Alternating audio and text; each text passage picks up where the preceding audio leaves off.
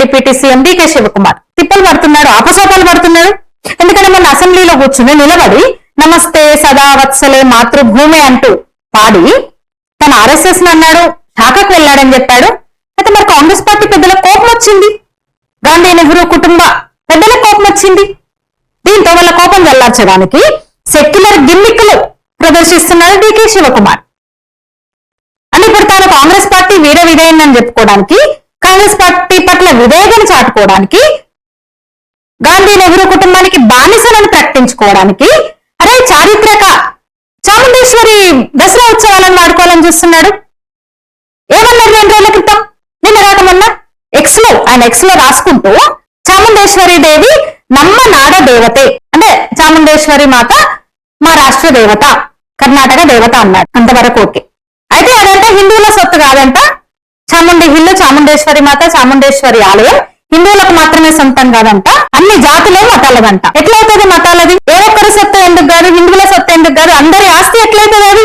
ఏ మాటలు మాట్లాడుతున్నాడు డీకే శివకుమార్? చాముండేశ్వరి అనగానే మనకు దసరా వేడుక గుర్తొస్తుంది. పెద్ద ఎత్తునంటే దేశంలోనే అత్యంత రంగరంగ వైభవంగా దసరా ఉత్సవం జరిగేది అక్కడే. అయితే ఇప్పుడు చాముండేశ్వరి దేవిని, చాముండేశ్వరి ఆలయాన్ని, చాముండి హిల్ ని, దసరా పండుగను లౌకికీకరించడానికి ప్రయత్నిస్తున్నాడు కర్ణాటక డిప్యూటీ సీఎం. అయితే శివకుమార్ ఈ మాటలని గట్టిగానే తిప్పుకొట్టారు, తప్పుపట్టారు. మైసూరు రాజవంశస్థుడు, అట్లనే ఎంపీ కూడా బీజేపీ ఎంపీ, మైసూరు ఇప్పుడు యువరాజు బీజేపీ ఎంపీ యదువీర్ కృష్ణదత్త చామరాజ వడియార్. హిందువుల ఆస్తి ఎందుకు కాదు, అది అన్ని మతాలకు చెందింది ఎట్లయితుంది అని ఆయన క్వశ్చన్ చేశారు. ఇక అసలు విషయం ఏంటంటే సెప్టెంబర్ 22న చాముండి కొండ మీద జరిగే ప్రఖ్యాత మైసూరు దసరా ఉత్సవాల ప్రారంభ కార్యక్రమానికి బుకర్ ప్రైజ్ రహిత బాను ముష్తాక్ ను ఆహ్వానించాలని కర్ణాటక ప్రభుత్వం నిర్ణయించింది. బాను ముష్తాక్ దసరా ఉత్సవాలకు, చాముండి హిల్ మీద జరిగే దసరా ఉత్సవాలకు ఆయన ఆహ్వానించాలని కర్ణాటక గవర్నమెంట్ నిర్ణయించింది. దానికి హిందూ సంఘాల నుంచి, హిందువుల నుంచి, భక్తుల నుంచి తీవ్ర అభ్యంతరం వ్యక్తమైంది, నిరసన వ్యక్తమైంది. ఒక హిందూ వేడుకకు ముస్లిం ఆహ్వానించడం ఏంటి అని. దీంతో శివకుమార్ అన్న మాట ఇది, అది హిందువులకు మాత్రమే చెందింది కాదు ఆలయం అంటాడు. అసలు ఏమన్నాను వీళ్ళని? మొన్న ధర్మస్థల చూసినాం, అక్కడే ధర్మస్థల విషయంలో ఏం చేశారో చూసాం. అంటే కాంగ్రెస్ పార్టీ, ముఖ్యంగా సెక్యులర్ పార్టీగా అధికారంలో ఉన్న రాష్ట్రాల్లో పరిస్థితి ఏంటో మరొకసారి మీకు అర్థం కావడానికి ఈ విషయం చెప్తున్నా నేను. మళ్ళీ బీజేపీ మతం పేరుతో వివాదాలు సృష్టిస్తోందంటారు, రాజకీయం చేసేది మాత్రం వీళ్ళక్కడ క్లియర్ గా తెలుస్తోంది. అన్ని మతాల వాళ్ళు వెళ్ళొచ్చు, డిక్లరేషన్ ఇచ్చి అన్ని మతాల వాళ్ళు తిరుమల సహా హిందువుల ఆలయాలకు, హిందూ దేవీ దేవతలకు మొక్కడానికి, సాష్టాంగం చేయడానికి ఏ మతం వాళ్ళైనా వెళ్ళొచ్చు, డిక్లరేషన్ ఇవ్వాలి, వెళ్ళొచ్చు, అభ్యంతరం లేదు. కానీ ఇది అన్ని మతాలది, ఇది హిందువులది మాత్రమే కాదు అనడానికి దీనికి తేడా లేదా? ప్రవేశం ఉంది, కొండ పైకి ఎవరికైనా ప్రవేశం ఉంటది. కానీ ఇంత పెద్ద ఎత్తున జరిగే ఉత్సవాలతో ఒక హిందూ వేదికతో ప్రారంభించడం ఏంటి అసలు అర్థం కాదు. ఇంకెవరు ప్రముఖులు దొరకలేదా వీళ్ళకి? దేశ విదేశాల నుంచి వస్తారు చాముండేశ్వరి పండుగను చూడడానికి, దసరా ఉత్సవాన్ని చూడడానికి. పూర్తిగా ఇంకా రాజకుటుంబం ఆధ్వర్యంలో ఉందని చెప్పొచ్చు. అలాంటిది ఇప్పుడు వీళ్ళు అవతల వాళ్ళనంటే మతం పేరుతో ఈ సెక్యులర్ పాలిటిక్స్ చేస్తున్నారు. ఇప్పుడు మళ్ళీ చాముండి ధర్మస్థలం అయిపోయింది. ధర్మస్థలం అంటే ఒక ప్రత్యేకమైన ఆలయం అది. ధర్మస్థలం గురించి ఎంత రచ్చ చేశారో చూసారు 2 నెలలుగా కూడా. ఏమీ లేని దాన్ని కావాలని ఆలయ ప్రతిష్ట దెబ్బతీయడానికి, భక్తులు అక్కడ వెళ్లకుండా అడ్డుకునేది. అలాగే హిందుత్వం మీద దాడి అని చెప్పొచ్చు, హిందూ ఆలయాల మీద దాడే కదా. ధర్మస్థలం చూసినాం కదా మనం, ఎన్ని ప్రత్యేకతల ఆలయానికి. కర్ణాటకలో అతి ఎక్కువ మంది దర్శించే ఆలయం అది. శివుడు ఉంటారు కానీ విష్ణు అర్చకులు ఉంటారు, అక్కడ వైష్ణవులు ఉంటారు. జైనుల ఆధ్వర్యంలో నడుస్తుంది టెంపుల్. అలాంటి హిందువుల మధ్య ఐక్యతను దెబ్బతీసే కుట్ర అక్కడ చేస్తూ ఇప్పుడు ఏకంగా ప్రపంచ ప్రసిద్ధి చెందిన దసరా వేడుకలు జరిగే చాముండి హిల్ మీద వీళ్ళ కన్నుబడ్డది. దీన్ని ఇప్పుడు రాజకీయం చేసే ప్రయత్నం చేస్తున్నారు. దాన్ని డీకే శివకుమార్ అందుకున్నాడు. ఎందుకంటే మొన్న నేను ఆర్ఎస్ఎస్ అని చెప్పాడు, వాళ్ళ కోపం వచ్చింది కాంగ్రెస్ పార్టీకి, గాంధీ నెహ్రూ కుటుంబానికి. దీంతో నేను సెక్యులర్ను మన ఎజెండాను నేను అమలు చేస్తాను డిప్యూటీ సీఎం ఈ రాష్ట్రంలో అని మళ్ళీ ఈ మాట మాట్లాడుతున్నాడు అనమాట. అది శక్తిపీఠం హిందువులకు పవిత్రమైతే తప్ప అందరిది ఎట్లయితుంది అది? దాన్ని కూడా మీరు వక్ఫ్ బోర్డుకు రాసి ఇవ్వబోతున్నారా? అక్కడ మొదలుపెట్టి అన్ని రాష్ట్రాల్లో అదే జరుగుతుంది. సెక్యులర్ పార్టీలో, కాంగ్రెస్ పార్టీలో అధికారంలో ఉన్న రాష్ట్రంలో జరుగుతున్నది అది కదా. తమిళనాడు తిరుపరంకుండ్రం అసలు సనాతన ధర్మాన్ని నిర్మూలిస్తా అన్నాడు పక్క రాష్ట్రము. ఈ పక్క రాష్ట్రం ఇంకా చెప్పక్కర్లేదు అసలు. కేరళలో చాముండేశ్వరి ఆలయంలో రోజువారీ పూజలు కూడా హిందూ గ్రంథాల ప్రకారం సంప్రదాయబద్ధంగా జరుగుతాయి. ఆలయాన్ని సందర్శించే వాళ్ళందరూ కూడా ఆమె హిందూ దేవతగానే పూజిస్తారు. లోపలికి వెళ్ళాలంటే బొట్టు పెట్టుకోవాల్సింది ఎవరైనా సరే, అంతే కదా. వడయారు ఇదే మాట అన్నారు, యువరాజు అదే మాట అన్నారు. ఒక కుటుంబానికి బానిసగా, ఆ కుటుంబాన్ని దేవతగా, కుటుంబ పెద్దలే దేవతగా భావిస్తున్న డికే శివకుమార్ కు మరి ఈ దేవత గురించి ఎట్లా తెలుస్తుంది అని కూడా అన్నాడు ఆయన. మీరు ఒక కుటుంబాన్ని దేవుడుగా చేసుకున్నారు, అందుకని మీకు హిందూ దేవుళ్ళ విలువ, హిందూ సంప్రదాయాల గురించి, దేవతల గురించి మీకు తెలీదు. అలాంటి ధైర్యం చేయకండి. దసరా సంప్రదాయాన్ని అంటే ఒక మతంగా లేదంటే ఒక రాజకీయం చేయడానికి మీరు ఇంకెప్పుడు ధైర్యం చేయకండి అన్నాడు ఆయన. మీ బుజ్జగింపు రాజకీయాల కోసం, మీ మైనార్టీ సంతుష్టీకరణ రాజకీయాల కోసం హిందూ మతం మీద దాడి చేయొద్దు. మీరు దాడి చేస్తే ఎదుర్కోవడానికి మేము సిద్ధం అన్నాడు గట్టిగానే ఆయన వడియారు. ఇంకా చాముండేశ్వరి ఆలయం అసలు ఎంత ఫేమస్. మైసూరులో కొన్ని శతాబ్దాలుగా జరుగుతుంది. అద్భుతమైన ఒక చారిత్రక సాంస్కృతిక ఉత్సవం అది. ఆ రాజవంశం, మైసూరు రాజవంశం వడయార్ల ఆధ్వర్యంలోనే శతాబ్దాలుగా జరుగుతుంది. ఇప్పుడు ఆ యువరాజు బీజేపీ నుంచి ఎంపీగా ఉన్నారు అక్కడ. ఆలయ చరిత్ర కూడా ఇంత దూరం వచ్చినాం కదా, మనం ఆలయం గురించి మాట్లాడుకుంటున్నాం కదా. ఒక్కసారి ఎందుకంటే దసరా ఉత్సవాలు రాబోతున్నాయి, ఒకసారి మన టెంపుల్ ఆలయ గురించి కూడా మనం ఒకసారి మాట్లాడుకుందాం. 14వ శతాబ్దంలో అంటే 1399లో వడయార్ వంశం ఎదురాయ వడియార్ దాన్ని నిర్మించారు. అంటే విజయనగర సామ్రాజ్యం కింద వీళ్ళు పాలెగాళ్ళుగా ఉండేవాళ్ళు. వీళ్ళు వడయార్లు మైసూర్ ప్రాంతంలో పాలెగాళ్ళుగా ఉండేవాళ్ళు. అంటే సామంతులు అనుకోవచ్చు. ఇంకా విజయనగర సామ్రాజ్యం కింద సామంతులుగా ఈ మైసూరు ఏలో వీళ్ళు వడయార్లు ఉండేవాళ్ళు. వాళ్ళ కులదేవతగా చాముండేశ్వరి దేవిని వాళ్ళు కొలిచేవాళ్ళు. కొండ మీద ఉంటది, చాముండి హిల్ అంటారు, దాన్ని చాముండి కొండ అంటారు. అసలైతే 12వ శతాబ్దంలోనే హొయసల రాజులు దాన్ని నిర్మాణం చేపట్టారని చెప్తారు. అయితే వడయార్ వంశం మాత్రం పూర్తిగా ఇంకా వాళ్ళ చేతుల్లోకి తీసుకొని ఒక అద్భుతమైన ఆధ్యాత్మిక కేంద్రంగా దాన్ని తీర్చిదిద్దారు. నాటి నుంచి కూడా 100 ఏళ్ల నుంచి కూడా. ఇక 17వ శతాబ్దంలో అయితే అంటే 1659లో ఇంకా ఎక్కువగా దాన్ని అభివృద్ధి చేశారు ఆలయాన్ని. దొడ్డ దేవరాజు వడయార్ ఆయన ఆధ్వర్యంలోనే ఆలయ అభివృద్ధి ఎక్కువ జరిగిందంటారు. 1000 మెట్లు నిర్మించారు ఆయన. అంటే ఈజీగా పైకి వెళ్ళడానికి మెట్లు నిర్మించారు ఆయన. అట్లా ఆ వంశమే తరతరాలుగా చాముండేశ్వరి మాత్రం తమ కులదైవంగా భావిస్తూ అక్కడ వేడుకలు నిర్వహిస్తూ వస్తుంది. ముఖ్యంగా చాలా వేడుకలు జరుగుతాయి. అంటే ప్రైవేట్ గా వాళ్ళ రాజవంశం వరకు కూడా చాలా కార్యక్రమాలు చేస్తున్నా దసరా ఉత్సవాలు ఘనంగా జరుగుతాయి. దాంట్లో గవర్నమెంట్ కూడా ఆ దసరా ఉత్సవాల నిర్వహణలో గవర్నమెంట్ కూడా పాల్పంచుకుంటది అనమాట. 1950లో రాష్ట్ర ప్రభుత్వం దాన్ని వాళ్ళ ఆస్తిగా గుర్తించింది. 1972లో అయితే కేంద్ర ప్రభుత్వం కూడా ఇంకా పూర్తిగా చాముండేశ్వరి కొండ, చాముండేశ్వరి ఆలయము ఇంకా వాళ్ళ కుటుంబ నిర్వహణలోనే ఉంటుంది ఇంకా అని చెప్పేసి కేంద్ర ప్రభుత్వం కూడా స్పష్టం చేసింది అనమాట. అయితే 2024లో మొన్న కర్ణాటక సర్కార్ మరి కాంగ్రెస్ గవర్నమెంట్ వచ్చింది కదా, అక్కడ శ్రీ చాముండేశ్వరి క్షేత్ర అభివృద్ధి అథారిటీ యాక్ట్ ని తీసుకొచ్చింది. అయితే దాన్ని వడయార్ కుటుంబం వ్యతిరేకించింది.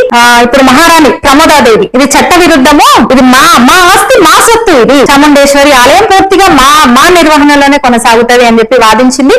కర్ణాటక హైకోర్టులో ఆమె కేసు కూడా వేసింది. దాని మీద ఒక తాత్కాలికంగా స్టే ఇచ్చింది కర్ణాటక హైకోర్టు రీసెంట్ గా లాస్ట్ ఇయర్. ఇక అక్కడ వడయార్ కుటుంబం ఇంకా ధార్మిక, ఆధ్యాత్మిక అంటే ఒక సంప్రదాయం ప్రకారం ఆనవాయితీగా చాలా కార్యక్రమాలు నిర్వహిస్తూ వస్తుంది. ముఖ్యంగా నవరాత్రి, విజయదశమి సందర్భంగా ముఖ్యంగా దసరా ఉత్సవాలు 9 రోజుల పాటు జరుగుతాయి. దసరా రోజు అత్యంత వైభవంగా అమ్మవారు ఊరేగింపు జరుగుతుంది. అక్కడ స్వర్ణ పల్లకిలో, బంగారు పల్లకిలో అమ్మవారు మైసూరులో మహారాజా ప్యాలెస్ ఉంటుంది కదా మైసూరులో, అక్కడ అమ్మవారిని చుట్టూ ఊరేగిస్తారనమాట. లక్షలాదిగా భక్తులు వస్తారు. పూరి జగన్నాథ్ రథయాత్రకు ఎట్లయితే వస్తారో, ఇసుక వేస్తే రాలనంత జనం అంటాం కదా, అట్లా లక్షలాదిగా భక్తులు మైసూరు దసరా ఉత్సవంలో పాల్గొంటారు. ఫారినర్స్ కూడా వస్తారు, విదేశాల నుంచి కూడా ఈ అద్భుతమైన ఉత్సవాన్ని తిలకించడానికి, భక్తితో చూడడానికి వేరే మతాల వాళ్ళు కూడా వస్తారు. అందుకే అభ్యంతరం లేదు. కానీ ఇది హిందువులది కాదు ఏమన్నారు అసలు. ఇక ఇప్పుడున్న రాజు, నేను ఇంతకు యువరాజు అన్నాను, రాజు ఆయన యదువీర్ కృష్ణదత్త చామరాజ వడియారు 2015లో అంటే 10 ఏళ్ళైంది అని అధికారికంగా ఇంకా రాజుగా పట్టాభిషేక్తుడైన అనమాట.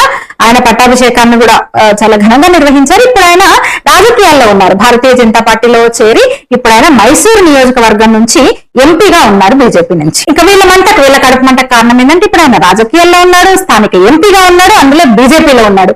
దీంతో చాముండేశ్వరి ఆలయాన్ని దసరా ఉత్సవాలను రాజకీయం చేయాలనే ఒక కుతంత్రానికి తెరదీసింది కాంగ్రెస్ పార్టీ అని చెప్పొచ్చు, డికే శివకుమార్ అని చెప్పొచ్చు. కానీ వడయార్ అంటున్నారు, నేను రాజకీయంగా ఉండొచ్చు, నేను ఎంపీనే కావచ్చు, కానీ దీన్ని ఇక్కడ మైసూరు ఉత్సవాలకు, చాముండి హిల్ కి, చాముండేశ్వరి అమ్మవారికి రాజకీయం చేయొద్దు, దీన్ని అది భిన్నము, ఇది భిన్నం పూర్తిగా. నా రాజకీయ జీవితం వేరు. చాముండేశ్వరి విషయంలో ఆలయ నిర్వహణ, ఇతర దసరా ఉత్సవాలు, దీన్ని రాజకీయం చేయొద్దు, రాజకీయాలకు లాగొద్దు అని విజ్ఞప్తి చేస్తున్నారు, కోరుతున్నారు ఆయన.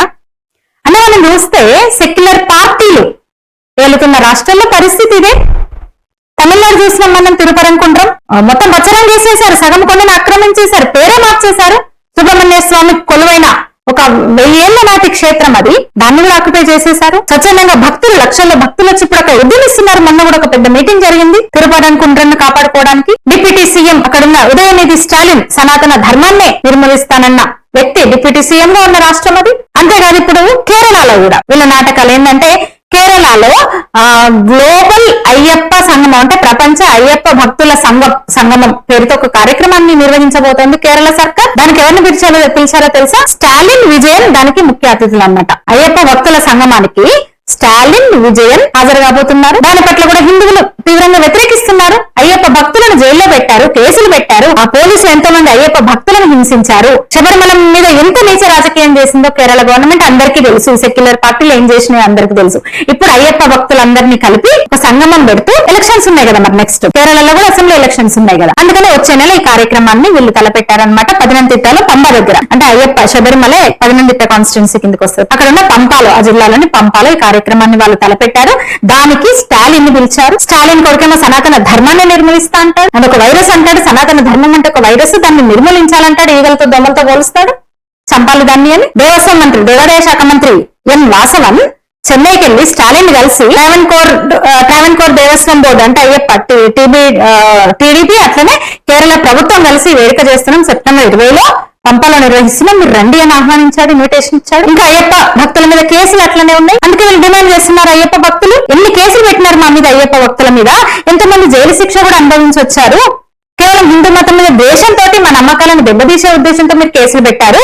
ఇప్పుడు మీరు క్షమాపణ చెప్పండి ముందు అంటున్నారు వాళ్ళు. స్టాలినా లేదా అతని వారసుడు ఉదయనిధి స్టాలినా కేరళకు రావాలనుకుంటే హిందువులకు క్షమాపణ చెప్పాలని వాళ్ళు డిమాండ్ చేస్తున్నారు. వాళ్ళు రెచ్చగొట్టదు, ముందు క్షమాపణ చెప్పండి అంటున్నారు వాళ్ళు. అవకాశవాద రాజకీయాలను మేము ఒప్పుకోమంటున్నారు భక్తులు, అయ్యప్ప భక్తులు. తెలంగాణలో కూడా అంతే. ఇక్కడ అదే పార్టీ కదా, సెక్యులర్ పార్టీ మీద అధికారంలో ఉంది. గో బ్యాక్ మార్వాడి అని ఇంత పెద్ద ఇష్యూ జరుగుతుంటే రేవంత్ రెడ్డి మాట్లాడలేదు, బయటికి రాలేదు కనీసం. ఏమయ్యాడు రేవంత్ రెడ్డి? రోహింగ్యాలు ఎట్లా వెళ్తున్నారు హైదరాబాద్ కి తెలియదు, ఎన్ని లక్షల్లో ఉన్నారు హైదరాబాద్ లో తెలియదు రేవంత్ రెడ్డికి.